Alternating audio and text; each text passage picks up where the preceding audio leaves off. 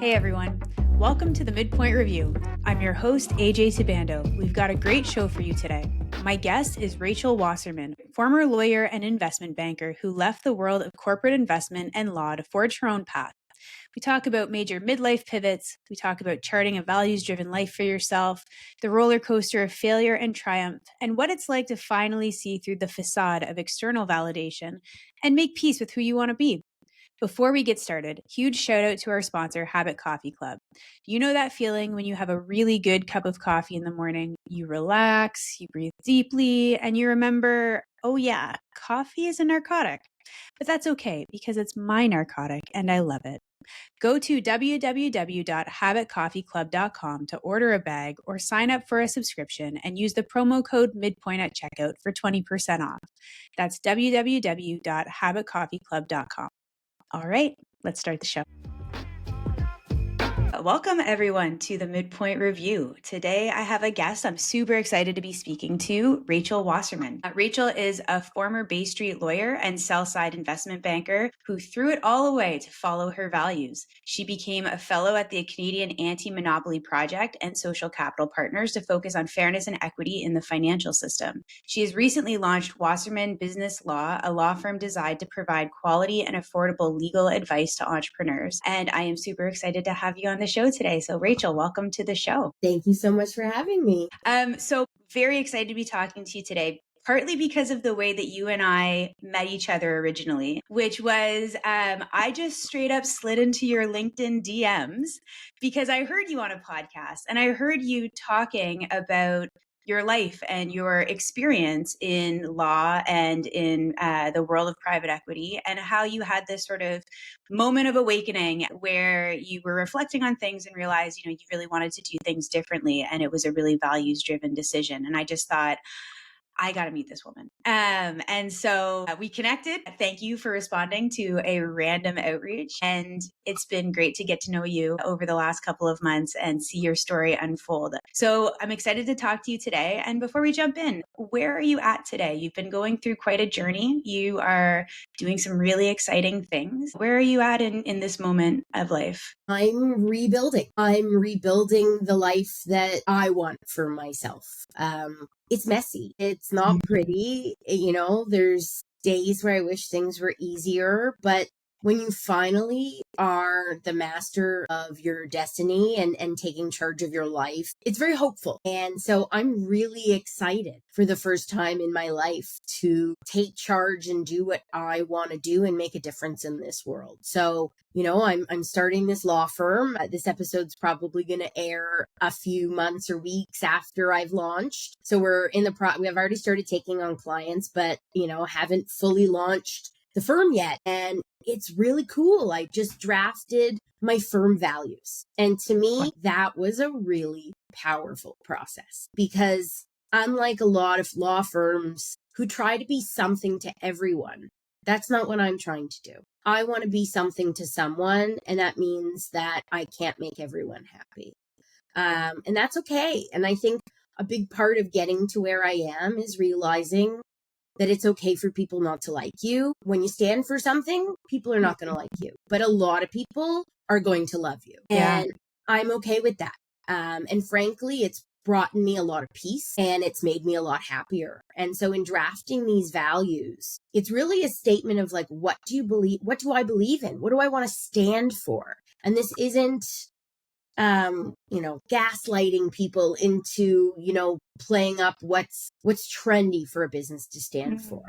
This is something that I firmly believe in and will live up to in every day that I. So I think that's so powerful. And anytime you have a moment to really take the space to like reflect on who am I and, what do I really believe in and kind of make a declaration in a way of that, whether it's within a new business that you're starting or your own just personal sort of moments of reflection. I think that's such a powerful way to begin any journey. Maybe for the listeners who don't know you, take us back a little bit on sort of your career that led up to this point, and sort of how it's pivoting and what kind of led you to this moment of realization that you wanted to do something different. Yeah. So, man, my career has been Definitely a journey, and it's definitely not a linear one. So I'm going to date myself here, but I guess this is a millennial midlife podcast. That's it. We're I there's was no one young here. So I was the youngest of the double cohort. So, December 85. I was as young as you could possibly be. And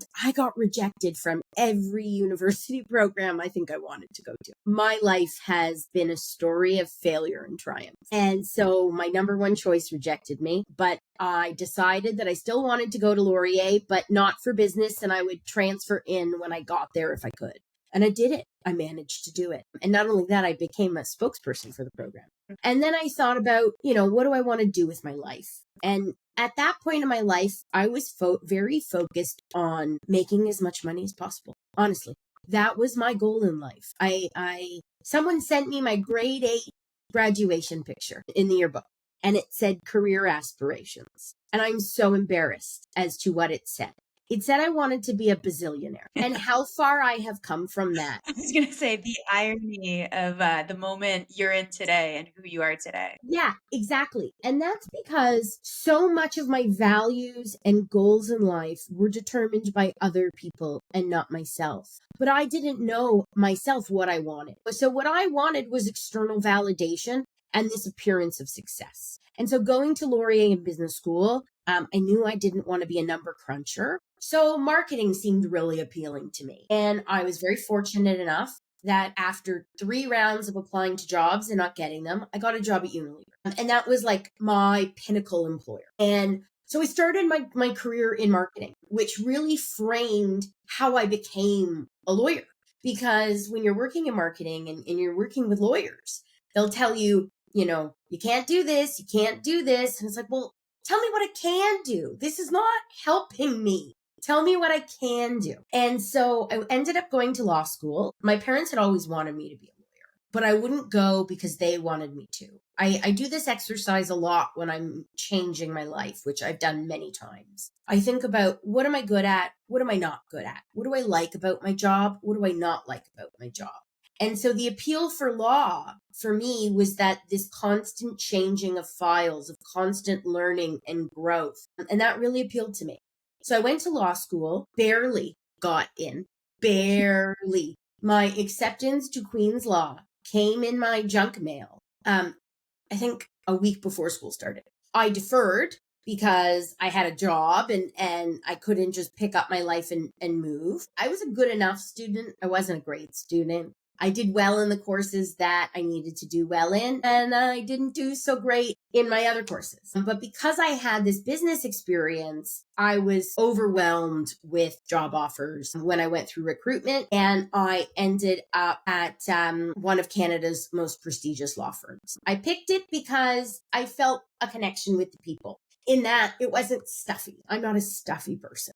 I felt like I could swear and be me and not have to worry that, dropping an F-bomb would get me in trouble.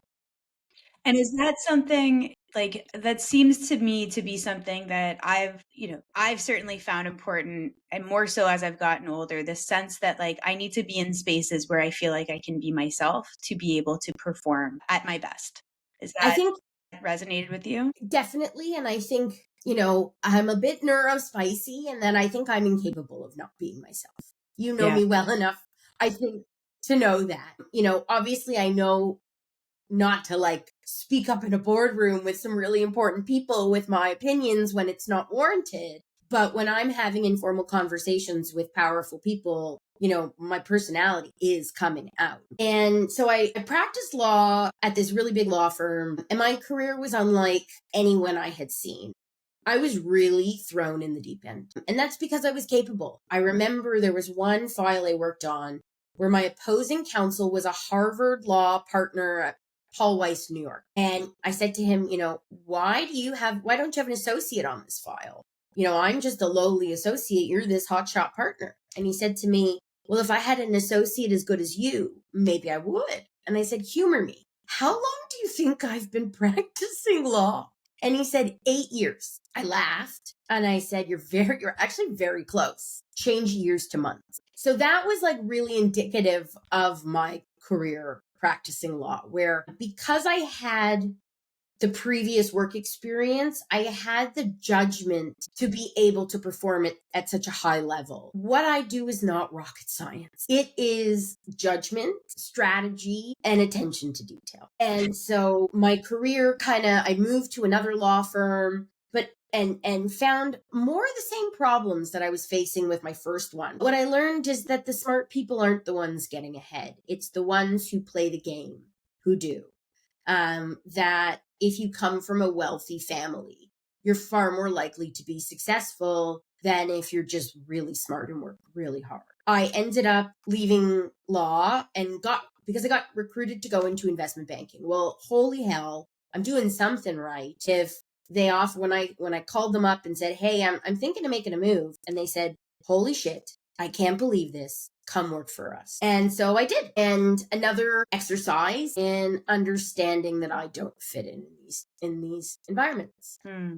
But it took the conflict to figure that out. Yeah, and I want to kind of jump in there because I think it's so interesting. You know, a couple things that I'm hearing you talk about are one, that through all these experiences, it sounds like you started to really build some deep trust in yourself, that, you know, when you're saying I could come in and do this and then I could, and it's not that complicated, and that doesn't mean that it's not hard, but you started to learn what you're capable of and kind of trust that you're capable of it. And I think that's so important. You know, I think that's something you can only kind of get with time and experience in a lot of ways, just by going out, just go do the thing and watch yourself figure it out, right?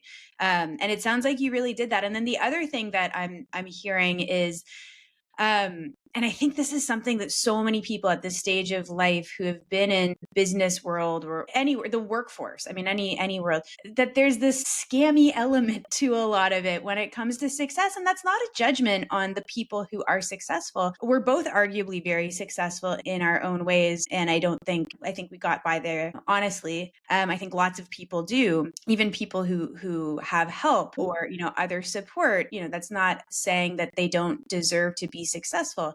But I think, to your point, that there's, I think a lot of people sort of have this moment of waking up being like, what am I competing for? What is the game that I'm actually playing here? Because I was sort of taught that the game was run by these rules: work hard, play by the playbook, show up, keep your head down. People will reward you for your effort and your excellence. And you have this moment of being like, A, not turning out to be so true, and B, even if I am being rewarded, what's the reward? And do I want that reward? And is that reward aligned with what I want my life to look like and what I actually care about? And if I follow these rules, are these rules that feel honest to my values and what I want to be doing? And so it sounds like you kind of came through these experiences and had a moment where you were like, no. So tell us a little bit about that. Yeah, so I think it really started in where I developed a lot of trust in myself as an articling student. Articling was a really tough year for me. It's a tough year for any law student. But then you add in the fact that my father died in the middle of my articling. He went palliative in October. And, you know, me being a big time lawyer was like everything my father had ever hoped and dreamed for me. And I was told, don't worry, we'll look at you differently. You focus, you know, the rule we had was Monday through Friday at noon, I will grind. But come noon, I'm with him until Monday morning. He passes away December 8th. I come back to work like December 22nd.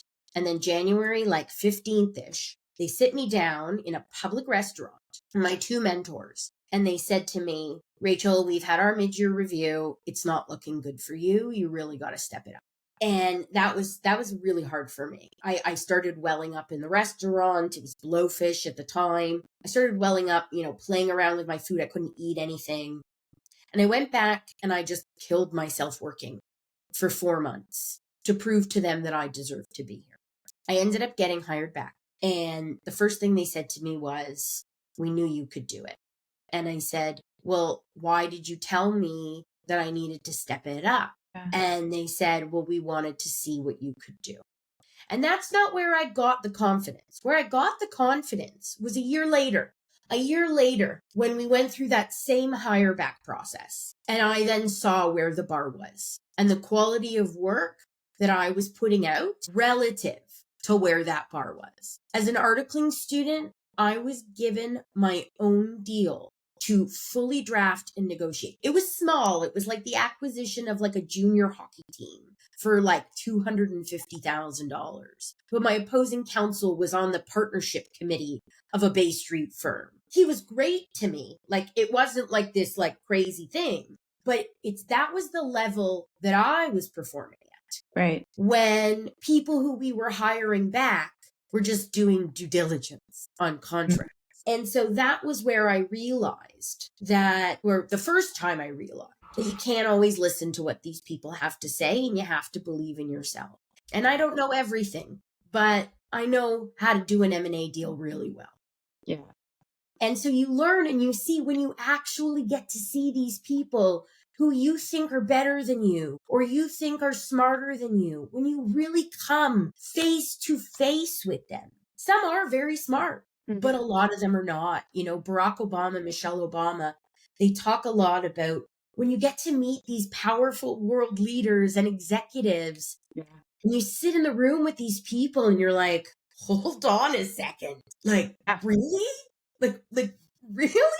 I mean, look at Trump's cabinet and the positions that people are in and tell me that meritocracy is actually driving anything, right? Yeah. And I used to have a lot of imposter syndrome and Yeah. I don't anymore Yeah. because I know I deserve to be here because I've done the work. I've put in the time and I have the clients and the coworkers who all support me and know that I'm good at what I do. Yeah.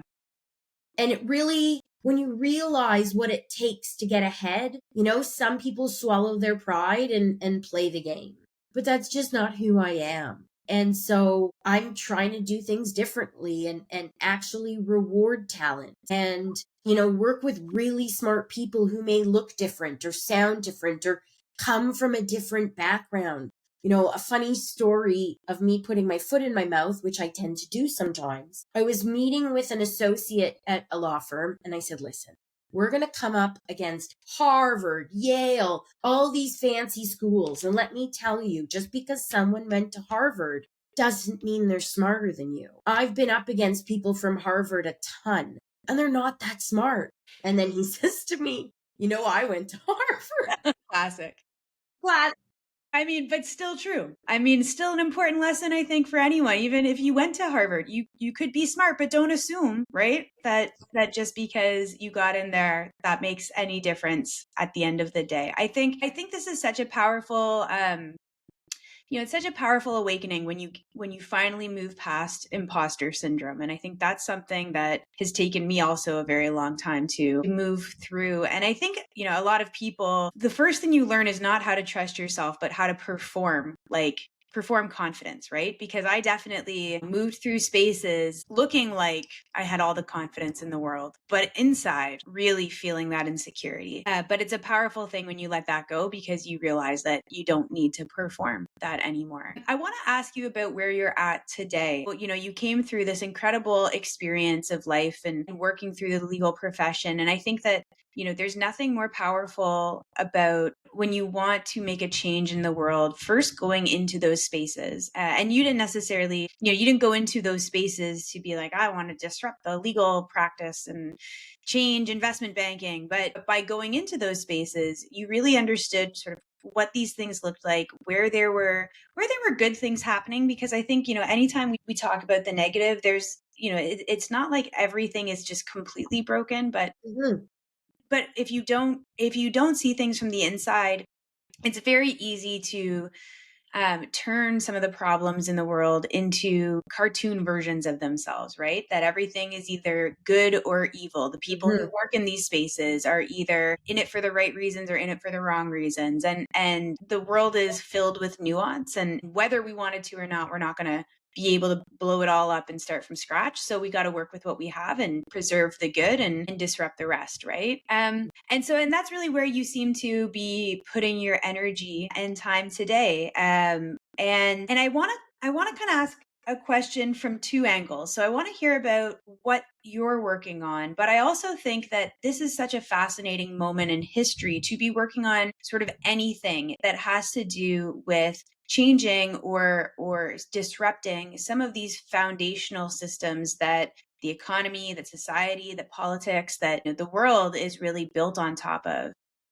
Mhm. This world is in this moment of transition at the same time that our generation is going through these personal transitions. And that's really, I mean, that's really what this podcast is all about, is finding how these things come together. And your story is so interesting because the work you're doing now is really speaking not just to what's um important to you sort of in your soul, but also some pretty pressing um, issues that are very pertinent to society broadly. So Mm. yeah, so talk to us a little bit about the work you're doing today and what you're trying to accomplish with it. Yeah. So, one thing I want to talk about first before we get into what I'm working on is how I got here. Yeah. Because I think that we need to talk about personal reflection and the role that it plays in getting to where I am today. This is not something like a light switch that went off and I just pivoted. It was work. I lived my life for other people for so long, and it took getting fired for standing, it's debatable as to why I was fired, but it was the best thing that has ever happened to me. And it gave me the time to reflect. And I think that that is the most important step. We are all so busy, whether you have kids, pets, a job, errands, you can't have that personal reflection without quiet. And so if you're unhappy with your life, which I was, you're not going to be able to solve these problems without peace, because you're always going to have something to do. You really need that silence to be alone with yourself and process some really difficult things in order to get where I am today. It's not easy. And I'll be very transparent to say there was a lot of soul searching. There was, depression. And I sought out help from every single person imaginable. I saw a psychic. I saw an astrologer. I did Reiki. I did breath work. I did therapy. I did all these different kinds of therapies. And in that low, I found the high. Mm, And what I've also learned, and again, this is my personal opinion, is that you cannot achieve great things without expanding your bandwidth. So if you've never had a challenge in your life, I don't think you're capable of reaching great heights. You mm, need that perspective. How can you experience joy without sadness? right. And Yeah. so how I got here is a really important discussion, and it's something that we shouldn't be afraid of talking about, because it's easy to be shameful in saying there were days I couldn't get out of bed. Yeah. But it's in these low moments that you are forced to reckon with yourself. Yeah. And that is how I got here. So, and what I've realized was that I was living a life for everybody else and not my own. And I didn't even know what I wanted. That's, that was the Yeah. hardest part. I didn't even know what I wanted. It's such a powerful share. And I think that, I just want to kind of like talk about that for a second, because I think you're absolutely right when you say that, you need to know who you are. You need a moment of peace and quiet, and you need to really sit with yourself. And it can be so uncomfortable if you haven't done that before. Like we're so busy, and sometimes we're busy because we don't want to stop and look at ourselves clearly, right? Like Mhm. it's, we complain about the busy, but then all of a sudden it stops and we're looking for things to fill the void, fill the space, Mhm. right? Mhm. And I think a lot of people are going through the experience of losing their jobs right now. The economy that we are in is, there is the new normal of just constant layoffs. And I think that um and I think that's, I've done lots in workforce development. That is how the world is shifting and moving. Like it or not, it does create these moments of opportunity to pause and reflect. And I think that, the more that we can normalize talking about these things happening, first of all, that there's no shame in it. It happens. And it's an opportunity to hit reset and make some choices and make some changes. And yeah, it's a powerful thing to share that journey. One thing I also want to say to the listeners, don't waste your money on astrology. Didn't work. That one, not such a good use of my money. But no, I'm just a person. And I think that that's also really important to talk about. Everyone's just a human being. There's no right way to do something. And I'm sharing my journey of what worked for me. And that's not going to work for everybody else. And it's up to everyone to kind of take the information that's out there and figure out what's right for them. It was just a lot of deep thinking and a lot of alone time. And so, figuring out what was important to me. And so the first realization I had, and it started before I was fired, but my work experience is very diverse. And I don't absorb things like regular people. When I know something, I feel it in my bones. I know something to be true. And I knew to be true that we need a strong middle class to have a strong economy. And I knew to be true that the work I was doing was hurting the middle class. And, putting all these pieces together of what I'm doing. And if someone asked me what I did for a living 5 years ago, my quip was, I make rich people richer. And that was a point of contention for me. I hated that I couldn't help people in my job. Like, okay, you need a lawyer. Well, unless you're buying a company, I can't really help you here. And where I got this, where I was emboldened to get where I am today, is to realize that I now do have the skills to help people. It just, wasn't in the way that I originally saw what I did for a living as this business lawyer helping people sell businesses. I actually really understand how our economy works from top to bottom because I have worked at every single level of our economy from top to bottom in goods and services, legal and corporate governance. So understanding how boardrooms work. And then when you're selling companies, understanding how the finance industry, which is controlling so many of our businesses, run these companies. And so I saw for myself what was going on. And one thing I think that also makes me different is I am a critical thinker and I don't trust what anyone has to say on face value. I make all my own decisions for myself based on the credibility of others and their arguments and what I know to be true in my bones. And I know to be true in my bones that how we are running our economy is what is hurting our people, is unsustainable. And if it stays on the trajectory that we are on, it's not gonna be good. And we will have haves and have-nots with no upward mobility. And so I've always been a problem solver. And then realizing, wait, hold on a second. We can fix this by doing this. We can do this by, it's, again, not rocket science, but it takes a deep understanding of how things actually work and understanding the motivations of people and the incentives and structures that we have. And that most people are not like me. Most people are not willing to put their credibility on the line to speak up for what's right. Most people just want to put their head down and do their job. And that's okay. If everybody was a shit disturber like me, we'd probably have total chaos. We need, people have everyone has a role to play in society. And so, I think the role that I bring is I'm willing to think differently. I'm willing to question, why are we doing these things? Okay, this is the way we do it. I get that. But wouldn't it be easier or better if we did it this way? And when you're in these big institutions, you realize that no one wants that. No one wants change because change means risk. Risk means things might not go as planned and life might not be as good as it is right now. The people who benefit from change are those who aren't in comfortable lifestyles right now. So, our economy is in a recession, even if we want to admit it or not. Clients don't want to pay for $500 business development dinners. They want value for money. A law firm's a pyramid scheme. You want your weaker members to leave, but it wasn't the weaker ones that were leaving. It was the stronger ones because they saw that they could have better lives elsewhere.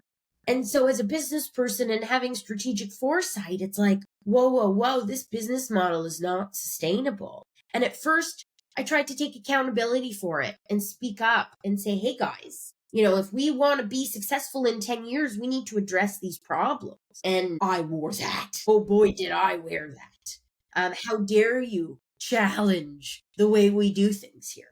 You're lucky to have a job. And a lot of people don't like change. And so the first thing I did was I realized, okay, I just have to speak my truth. And so I slid into someone's DMs. I slid into Keld Investors' DMs at the Canadian Anti-Monopoly Project. And I said, we should talk. I have a lot to talk about because people don't understand how our economy is actually working. And one of my biggest frustrations was that, you know, it's our politicians' fault. Well, we don't live in a communist country. Yeah. Our business leaders are the ones who are choosing not to invest in our country. You know, when you see the stats that over 50% of profits are being returned to shareholders as opposed to being invested in our country, that's what we need to grow. Yeah.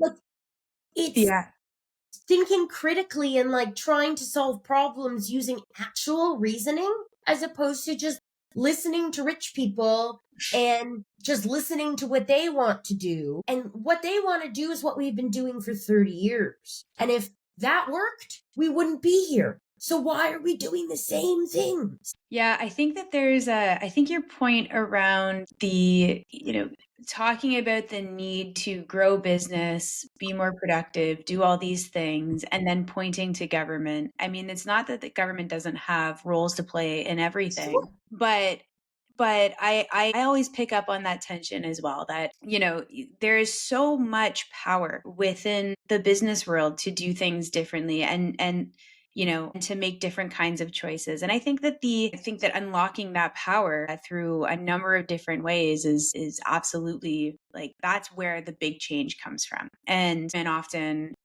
in government is designed by virtue, like, democratic environments follow, right? They move within the existing Overton window. They don't expand it themselves. And so if you want them to do something, the best way to do it is to go be the leader that does it first, right? And I think that your point around risk aversion is really interesting, because we often talk about the need to take more risk as a country, as in the business world. And I think that it's so super easy to say and absolutely true, but you bring up the important point that, like, to really move the needle on getting people to take risk, it's a psychological thing, right? And it's an individual thing. And risk avoidance is a, it's almost a biological response to maintaining security and safety and all these different things. And so, it's sometimes it's a business decision, but sometimes it's a personal decision of someone in a management role or whatever saying, you know what, I'm not going to be the one to put my neck out on this. And there's a culture change that needs to happen as much as any other financial, regulatory, what have you, to say, like, okay, well, if I'm not going to do this, like, who's going to do this, right? We all can talk all day about, we want the world to look different. We want it to be a different place. And I do believe that there are so many people in corporate spaces and law and banking and all these different spaces that are genuinely honest when they say, we want to do things differently. But, catching those moments where it says, okay, but now this is the moment to make that different decision. And how do you recognize you're in that moment? How do you recognize you're following a risk averse path? And how do you summon the courage to say, I'm going to do this differently? And I think sharing these kinds of stories is an important first step. And I have a couple more questions, and I want to be I just want to pick up on what you just said. Sure. Two really big insights that I had, the personal and the business in taking risks. Mm-hmm. First is how financialized our economy has become. Mm. And so when you think about how businesses run, when you have a business that's run by finance people, they think in incrementality. So if you're selling, let's use this example. If you're selling a mug, a finance person is going to say, how can we raise our profits? We can either sell more mugs, we can raise our price on mugs, or we can cheapen the material and make it cheaper, cut costs. A non-finance person, perhaps, an engineer or a marketer might say, well, why don't we get into bowls? Why don't we start selling saucers or complementary products? But when you're stuck in this incremental view, you can't have momentous growth. Or monumental growth. You can't change the game. You're just always going to be moving Can't slightly. innovate. You're not innovating, right? You're not innovating. And so, to me, that's one of the reasons why our country is in the trouble that it's in. But then the big aha moment I had, and this comes from doing the personal work we talked about, is honest to God, the level of emotional immaturity that is in these boardrooms. There was a quote, and I'm going to horribly butcher it, but it's, intelligent people see this as a growth opportunity. Emotionally unintelligent people see it as conflict. And so if I were to come into that conversation and say, hey, instead of worsening the quality of our mugs, what if we start looking into bowls? I'd be told to shut up, like stay in your lane. And how much ego and emotional immaturity weaken us as a society. But you'll see that this personality style is rewarded in the way we set up our companies. Modern day CEOs and business leaders, in my opinion, and this is a very hot take, are janitors of the board. The CEO works for the board, everybody else works for the company. And so in order to maximize returns, you got to do some pretty ugly things that I would not be willing to do, things that you would not be willing to do. And so by having these lavish pay packages, you attract some of these people that are willing to do horrible things in the name of self-interest, like layoffs to balance the budget when profits are at all-time highs. Yeah. It becomes, the more that happens, the more normalized it becomes as just the cost of doing business, right?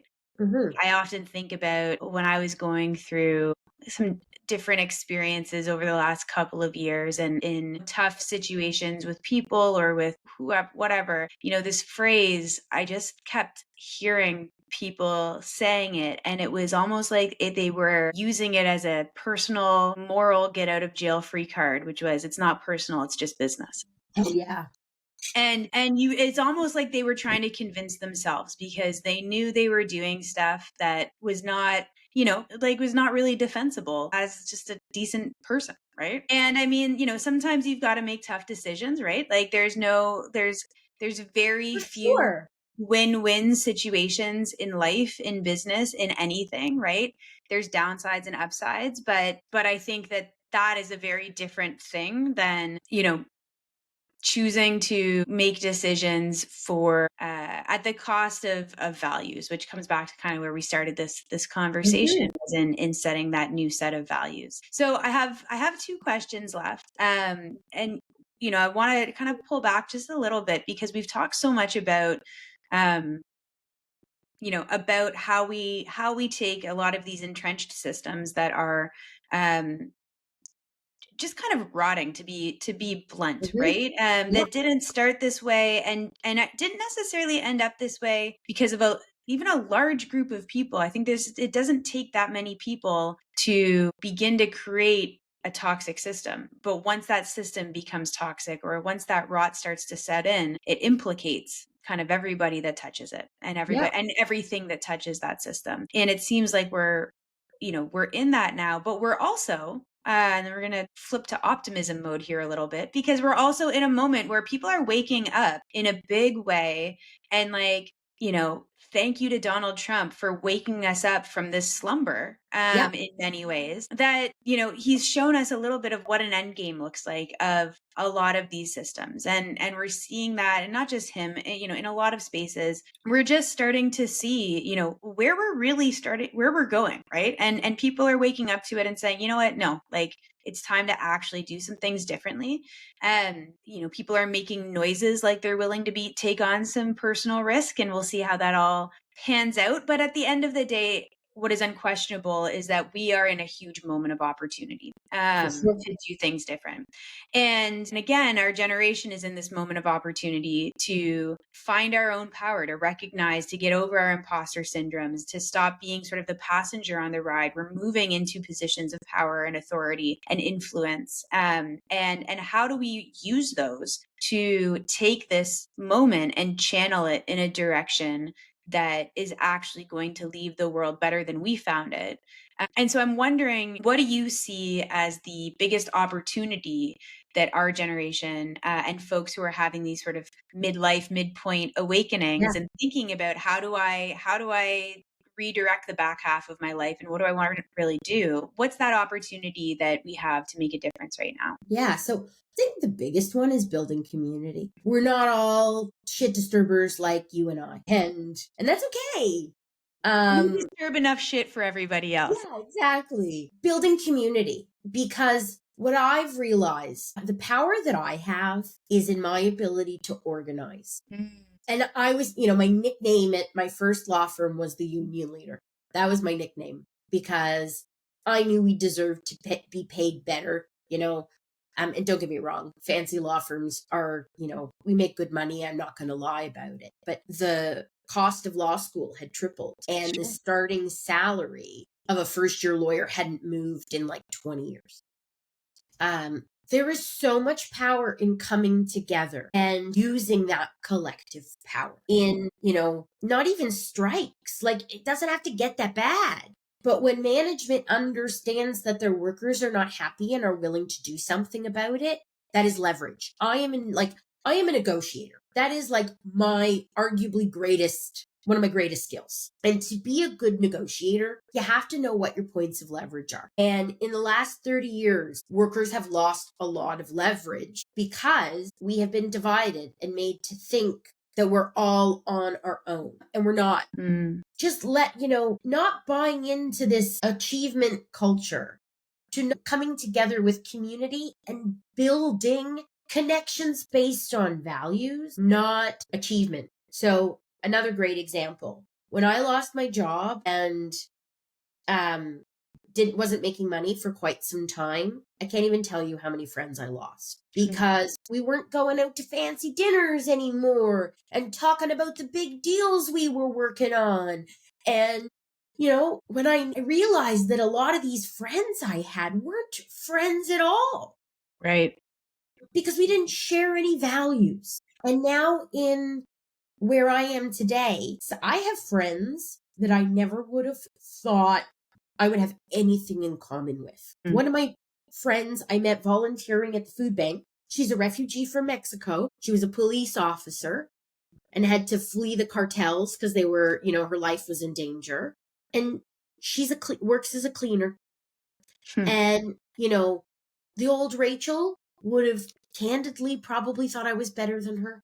And that's disgusting to even admit and say, but we all know people think like that. Well, it's powerful to be honest about it. And I think that, it's a sign of growth and maturity to be able to look at yourself clearly, right? Yeah. And see who you are today, but also see who you were and understand that, right? Yeah. I think that community is, I just want just one thing that's coming up is with this piece of community. I think the other thing that it really does is it helps to rehumanize people. I think that Exactly.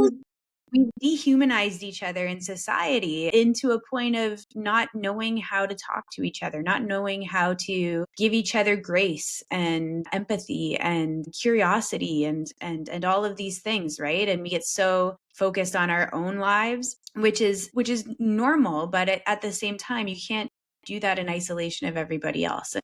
And the circles you run in dictate kind of your view of the world. And so if you're Yeah. always just on Bay Street going out to fancy dinners and this kind of stuff, are you talking with the service providers and do you know their children's names? There was a great story or not great, but a remarkable story that I read during the pandemic. And to me, this was a sign of how our society operates. There was a woman working at a Starbucks and during COVID, Mhm. and a patron walked in and she wasn't wearing a mask. And the barista said, "I'm sorry, can you please put on a mask?" And the customer said, "Why? There's nobody in here." Hmm. Because the Yeah. barista Was no wasn't a money. person in this customer's mind. My Yeah. last question to you, as we wrap up, and this has been a really awesome conversation. I always get the question, I'm sure you do too, in these kinds of moments of, what advice would you give your younger self? But since this is really thinking about the future, and who we want to be for the next half of our lives, my question Mhm. is, what advice would you give your future self? Oh man, don't worry. Mm. Like, so, right now I'm starting this law firm. I don't have a website up yet, but something in my bones is telling me it's going to be wildly successful. You know, this, we might listen to this 2 years from now and it might not be, but it feels right. And everything I know about business, everything I know about people is telling me what I'm doing is the right move, because I understand not only business, I understand people, I understand the business of law. And so I feel it in my bones that what I am doing is going to work out. And so I used to be the person that was like, I need a plan. I need, like, what's Yep. going on? And to be okay in the discomfort of not knowing, and just to, maybe I become wildly successful and I'm drowning in too much money and power. And the advice I would give myself is to not forget who I am, and that just because you have a lot of money and a lot of status doesn't make you better than anyone else. I know a lot of very wealthy people, and I think part of the reason why I went down the path I did originally is because that's who I knew.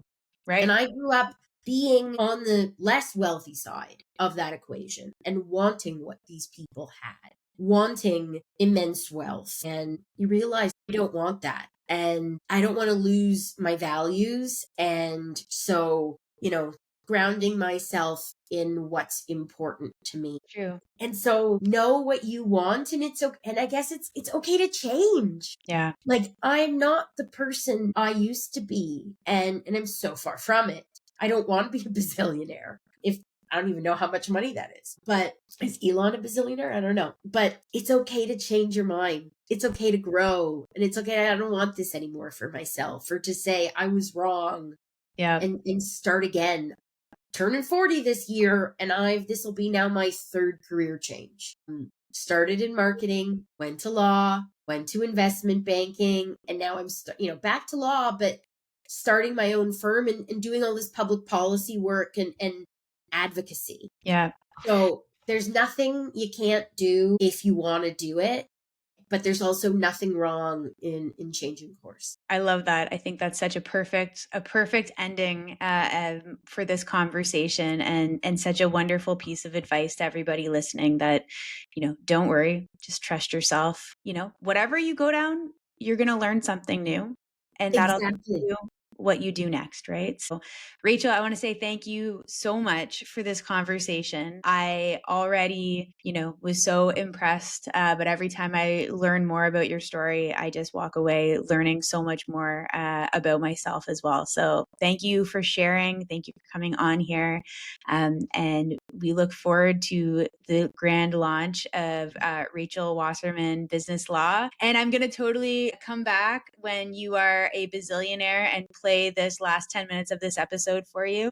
I will never be a bazillionaire. I will never. Well, when Because you're I will giving pay away your people properly. bazillions, I will that's pay people properly. I will pay my taxes, and I will invest in others. No one should be a bazillionaire. perfect. Great advice. All right. Well, thank you so much, Rachel. Take care. Thanks for having me. All right. That's our show. Thank you, Rachel, for being such a great guest. And thank you again to our sponsor, Habit Coffee Club. Visit www.habitcoffeeclub.com and use promo code midpoint at checkout for 20% off your first purchase. That's it for our show today. We'll see you guys next week.